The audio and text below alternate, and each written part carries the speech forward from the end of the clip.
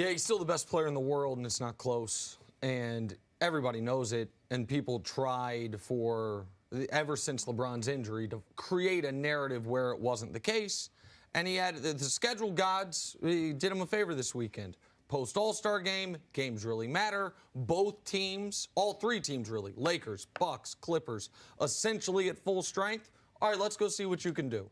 And what LeBron did was, in the first game, said, Giannis, I'm going to take you out of the game after you scored 10 points in the first 4 minutes. You're going to have no impact while I dominate on both ends of the court. And 40 hours later, against Kawhi Leonard, he says, I'm going to do the same thing. I'll guard you as much as you guard me, and you're not big enough, you're not strong enough, and you are not versatile enough in order to do for your team what I can do for mine. Because while LeBron and Kawhi this weekend scored almost the exact same amount of points, there was one category that was 9-0. Assists, because LeBron, if you build a team to stop him the way the Clippers have, he will find the open man. And if you're the Clippers and you have built a team around Kawhi Leonard's strengths, well, that means scoring and defense, no playmaking. And so what you saw was LeBron reminding everyone that the gap between him and the next best player in basketball is as large as it's ever been, which in year 17, Stephen, we've never seen something like that. Third most minutes ever, 35 years old, still the most reliable player in the league. It's definitely large right now because KD's not in the league. Sure. Okay, fine. Yeah, Fair enough. I'll give you that. But he's definitely the best player in the world in my mind, too. I had the Lakers winning the championship this year. I think the biggest thing about this game was he kind of figured out that he has to post up more. Him and Kawhi, they're definitely going to match up in points, and we know LeBron's a better playmaker, a better passer and all that. But I think, for the most part, the Clippers didn't do a good job of shrinking the floor like they did the first two games. The first two games, they made LeBron pass the ball. They shrink the floor, and they did a great job. They let him drive last night. They let him get to the basket, and like Doc Rivers said, you let LeBron walk to the basket, in any game you're going to lose. Kawhi didn't have a good game last night. He didn't have a great defensive game. I think LeBron just took it to him. The first two games, he felt like they punked him. The first two games, and that's basically what the Clippers did. And he heard all the chatter that he's soft. He heard all the chatter that Kawhi has his number and all that. He came out tonight. Even though this game didn't matter to him, right, he came out last night to win that game. But do you think he went into this weekend, Friday night with Giannis, yesterday with Kawhi, maybe with a little bit more edge, wanting to show the league, the fans, all of it, kind of backing up the whole washed king thing we've been hearing about all season long? Well, was there a part of him that consciously knew this is what he wanted to do? I don't think so. I think his motivation has a lot to do with Kobe. His motivation has a lot to do with him and what he wants to do for his team. I don't really think he's worried about Giannis or Kawhi or anybody else. LeBron knows what his goal is to win the championship, and he knows the role he has to play on his team. Anybody that come in that arena, I think his job and his focus is going to be the same regardless of who the player is. You don't think it was an MVP narrative in his mind? Nah, but how many years that he was supposed to win MVP that he didn't get it? So I don't think he's thinking about it. I think he's going out there and play a game. Yeah, I don't think he's thinking about it. Not at all. The only person that speak about it more is AD. AD talk about it more than LeBron do. Well, and Nick talks about it a lot. Nick don't count. Nick and Shannon Sharp don't count. I mean, I also have said all year long that Giannis is the MVP of the league, to be fair. But it's close, though, now. I think it's more than close. You think LeBron's taken over the lead? Yes. I think he is the closest he's been all year. And what he had, I said on Thursday and Friday that there's a quarter of the season left, and if you treated the season like a game, we were heading into the fourth quarter, and Giannis had the equivalent of a 13-point lead. Can we show what LeBron did against Giannis and Kawhi this weekend and what they did against him? Because to me, this is a 9-0 run.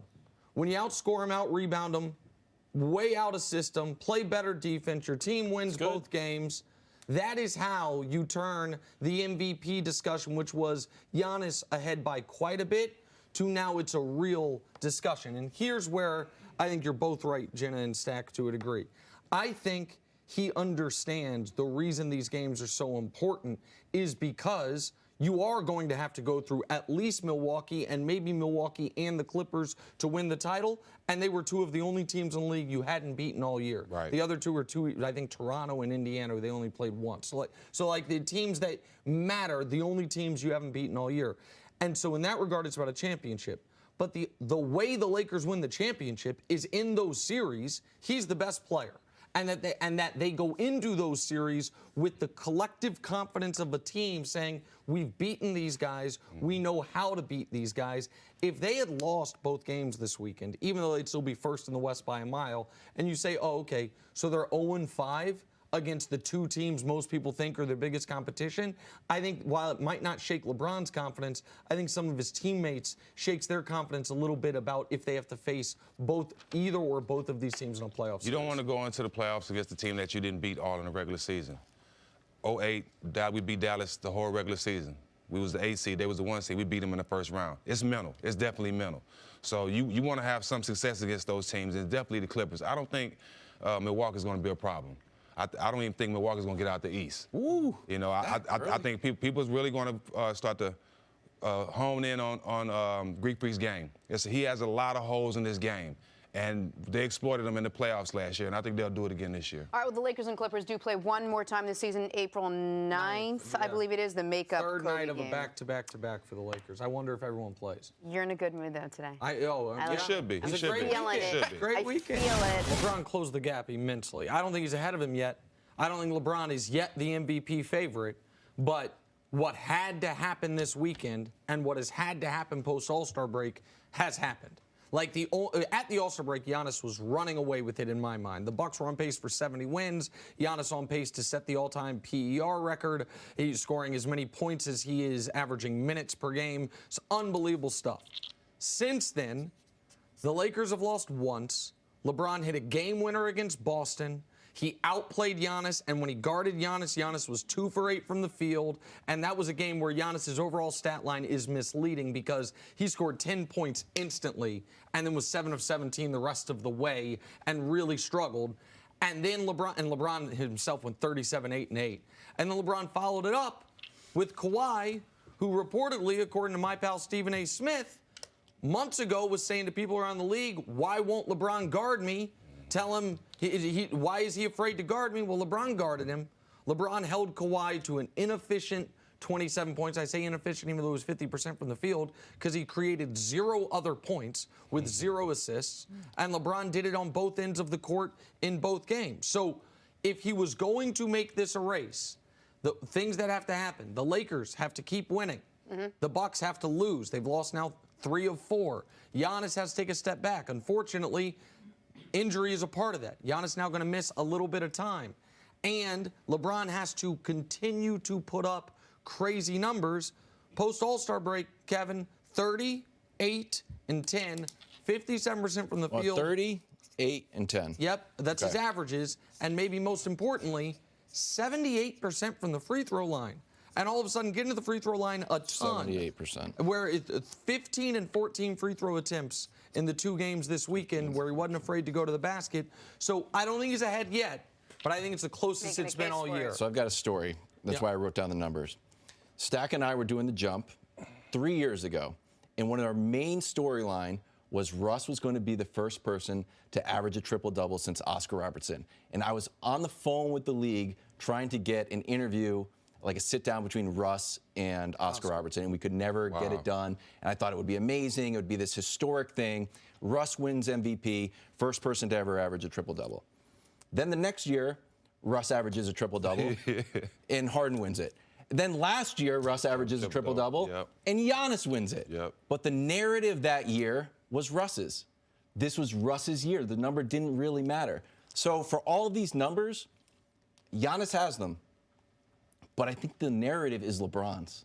I think LeBron has captured the narrative and captured, like, mind share of MVP, and that's why I think he should win MVP. Well, I mean, and then, too, to touch on your point, it's kind of like, how much better can Greek Freak get?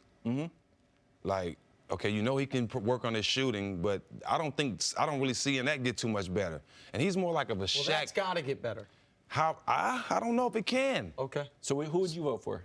I'm voting for LeBron always. Okay, you would. I'm voting for LeBron too, but I'm saying that to say, Greek Freak wins. If he wins the MVP, it's more like a Shaq MVP, more of a you just been dominant. I think with LeBron, it's because he's the best back. He does everything great. That's why, and he went to the Lakers, and he has the Lakers from not making the playoffs to the #1 seed in the NBA.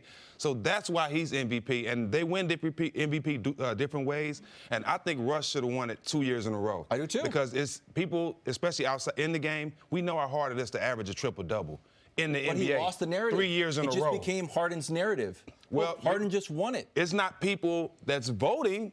The people that's voting are not looking at the game. They're looking at what the fans are saying. If they were looking at just play, Russ, AD, and LeBron would be contending for MVP every year, hands down. Thanks for watching. Subscribe here to get the latest from the show. Also, be sure to check out more of the best clips from First Things First, or go watch a few segments from our other shows on FS1.